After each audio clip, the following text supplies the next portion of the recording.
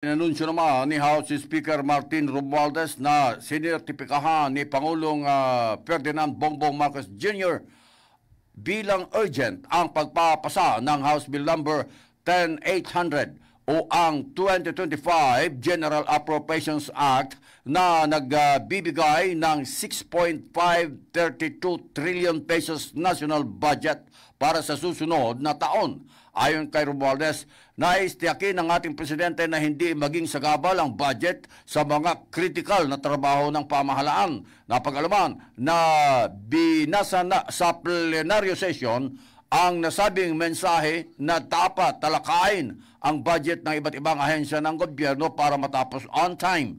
Magugunitang sinabi ni Romualdez na plano ng House na aprobahan sa ikatlo at final reading ang proposed 2025 JAA sa araw na ito.